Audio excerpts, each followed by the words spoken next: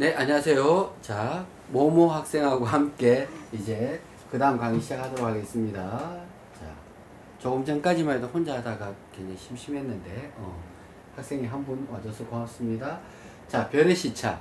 별의 시차 조금 전에 깜빡하고 빠뜨렸거든요. 이 별의 시차는 지구 공전의 증거 중에서도 가장 확실한 증거입니다. 그럼 시험 문제에서 지구 공전의 가장 확실한 증거를 물으면 바로 별의 시차를 대답하시면 되겠습니다. 별의 시차라는 게 뭐냐면 눈에 보이는 차이라는 뜻이거든요. 시차라는 뜻이. 자, 그러면 태양이 있습니다. 그리고 지구가 공전을 하겠죠. 그리고 가까이에 있는 별자리가 있고 멀리 있는 수많은 별들이 있습니다.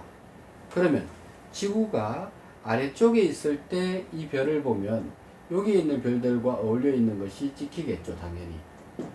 근데 지구가 6개월 후에 반대편에 갔을 때 공전을 했죠. 이 별자리를 찍으면 아래쪽에 있는 별들하고 함께 있는 것처럼 느껴지죠.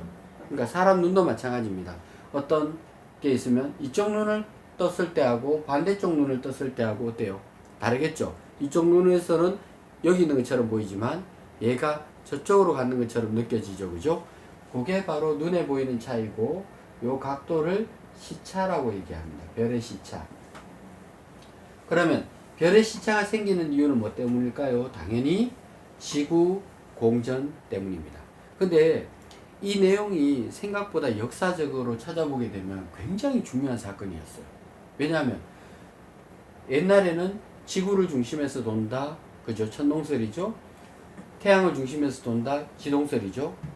네가 맞니 내가 맞니 이렇게 싸울 때 이런 얘기가 나왔었어요. 정말 지구가 도는 거라면 별자리 보이는 차이가 생길 것이다 라고 과학자들이 안건을 낸 거예요. 맞는 말이죠. 그리고 나서 당연하겠네. 그렇게 해서 별의 시차를 측정하기 위해서 관측을 했어요. 실패했게요? 성공했게요? 당연히 실패했어요. 시차가 안 생긴 거예요.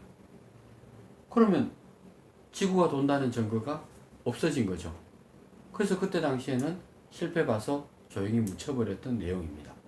근데 왜 실패를 봤냐면 그 과학자들이 생각했는 것보다 별이 너무 멀리 있는 거예요. 너무 멀다 보니까 선생님이 이 각도를 크게 그렸지만 알고 보니까 이 각도가 너무 작은 거예요. 1도라는 각도를 알죠. 360도에서 1도. 1도도 아니고 1도의 60분의 1이 1초거든요. 그것도 아니고 그거에 또 60분의 1이니까 그 1도에 비해서 3600분의 1인 경우를 1초 단위를 쓰거든요. 이 단위에 해당되는 각도의 차이가 있는 거예요. 그러니까 그때 장비로서는 그 정도 각도까지 측정해낼 수 있는 그게 없는 거죠. 그래서 그때는 실패를 봤습니다. 근데 시대가 흐르고 과학 장비가 발달하면서 이 각도를 측정해냈죠. 지금 현재로서는 0.01초 정도 수준까지는 관측이 가능하다 그래요.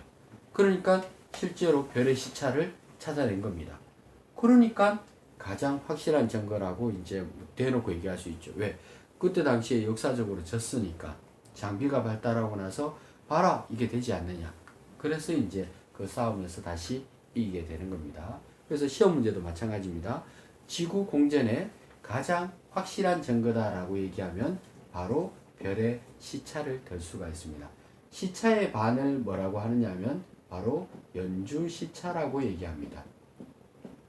연주 시차는 나중에 별까지의 거리 측정할 때 많이 이용됩니다. 그러니까 별의 시차의 반이 연주 시차. 이렇게만 기억하고 넘어가시면 될 것 같습니다. 자, 그리고 이번 시간에 가장 어렵다는 달 파트.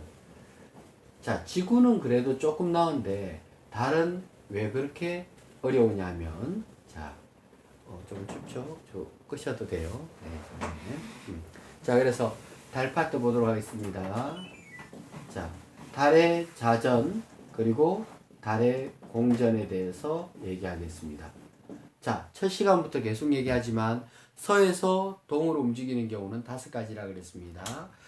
지구 자전, 지구 공전, 달의 자전, 달의 공전, 그리고 태양의 연주 운동까지 해서 총 5가지가 서에서 동으로 움직이고 나머지는 동에서 서로 움직이는 것처럼 느껴진다 그랬습니다. 그죠? 자, 그러면 이 달은 보게 되면요. 자, 달을 위성이라 그러죠. 지구의 위성입니다. 그러니까 태양은 자기 스스로 반짝반짝 빛납니다. 그래서 태양을 항성이라고 얘기합니다. 이 항성 주변을 도는 애를 갖다가 뭐라 그래요? 행성이라고 얘기하거든요. 그래서 지구는 바로 행성에 해당되겠죠. 근데 행성 주변을 도는 애를 갖다가 뭐라 그래요? 위성이라 그래요. 그래서 위성이라는 말 많이 쓰죠. 왜냐하면 인공위성, 사람이 만든 위성을 인공위성이라 그러고 서울을 중심으로 주변 도시를 위성도시라 그러죠. 그러니까 위성이라는 것은 행성 주변을 도는 것을 갖다가 위성이라고 얘기를 하기 때문에 그렇습니다. 자, 그러면 우리 지구의 유일한 위성이 뭐다? 달입니다. 달은 공기가 없죠. 공기가 없다 보니까 달은 생긴 모양을 보니까 뻐끔뻐끔하게 이렇게 생겼거든요. 그래서 달 표면에는 하얗게 밝아 보이는 부분을 육지라고 얘기하면 어둡게 보이는 부분을 갖다가 바다라고 얘기합니다. 바다. 그럼 육지가 있고 육지를 다른 말로 고지라고 얘기해요. 그 다음에 바다가 있습니다. 바다라고 해서 막 물이 차 있고 막 헤엄칠 수 있고 막 수영복 입고 뛰다니고 이런 곳이 아닙니다. 알겠죠? 그래서 고지는 뭐냐면 거기 있는 암석층이 우리 대륙지각하고 비슷한 암석층, 화강암질로 되어 있어서 그렇고 바다라고 표현하는 이유는 우리 바다 성분하고 비슷한 바다에도 보면 밑에 땅덩어리가 있겠죠? 그 땅덩어리가 현무암질로 되어 있거든요. 그러면 똑같은 현무암질로 되어 있기 때문에 바다라고 얘기를 합니다. 그래서 달 표면은 고지와 바다 형태로 되어 있다라고 생각하시면 되겠습니다. 자, 그 다음에 달은 보게 되면 지구보다는 훨씬 작죠. 그러다 보니까 지구 중력의 6분의 1 정도 수준입니다. 그러니까 중력값이 굉장히 작은 거죠. 당기는 힘 자체가. 그럼 당기는 힘이 작으니까 뭐가 없겠어요? 공기가 없죠. 공기가 없으면 바람이 불까요? 안 불죠. 그러면 암스트롱이 찍어놓은